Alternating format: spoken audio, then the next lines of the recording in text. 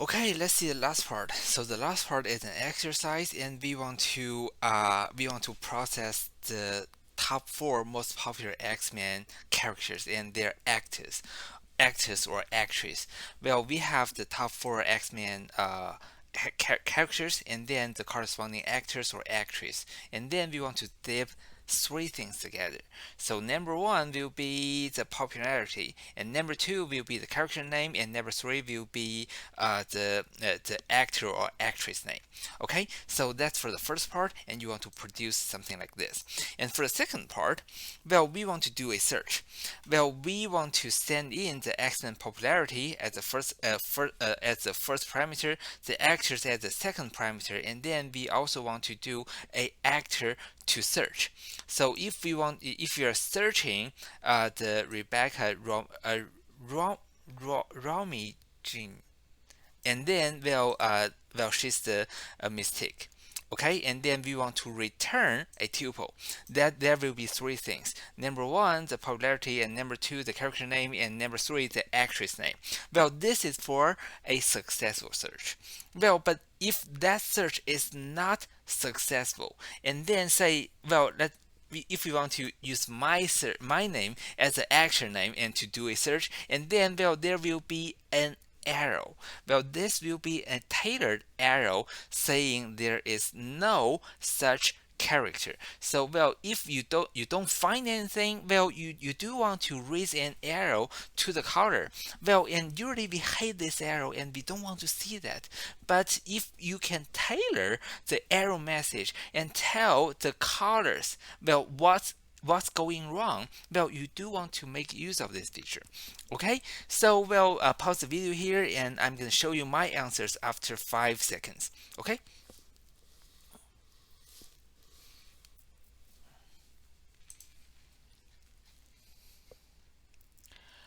Okay, so let's see my answer. Well, I want to dip three things together. So for the first part, that is the popularity, and then I also want to dip the character's name and then the actor or actress name. So three items dip all together. So I want to do a for noun, name, and actor in the dipped sequence, and then I'm gonna print all this information because I know the number and popularity number, I know the name, and then I also know the actor or the actress.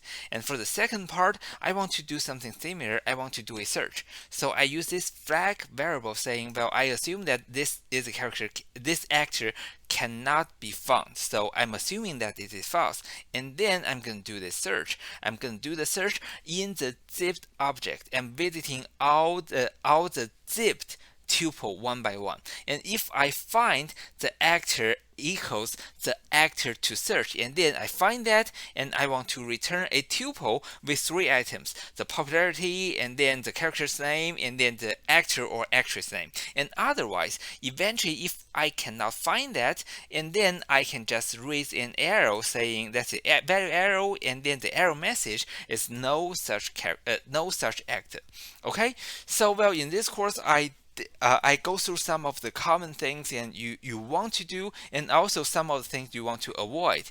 Well, the very beginning we talk about the list comprehension, and list comprehension is very handy. It's much better than we use a map or filter, because this comprehension can be read from the left side to the right side. Well, this is really friendly to our human being. Well, and another part I want to say is for list comprehension, you don't want to make it very hard. If the list comprehension has multiple statements or multiple iterations, there's no good reason that we have to use the list comprehension. Well, out of the out of the data science world, and people don't use this comprehension so often, but and in the world of data science, people tend to use that.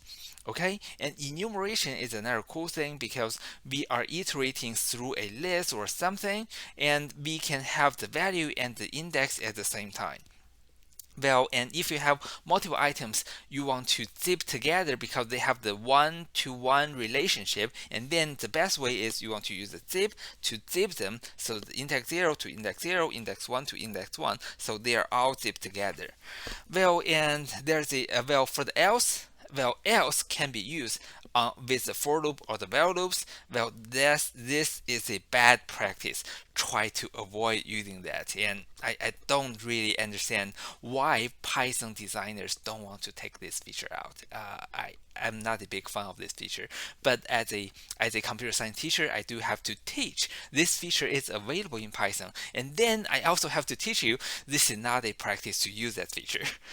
Okay, and then well, for the functions and returning a none, that is not a good idea. Try to use raise arrows, or if there are multiple cases, then you can have even multiple arrows in this function. Just raise them, well, in multiple ways. You can raise the type A arrow, and you can also raise a type B arrow if they are different. So don't be afraid to raise arrows from your own function, because once you raise the arrow, and then you can figure out how to, and then from the color side, and then you can figure out what is wrong with the code, and then how do you want to fix it.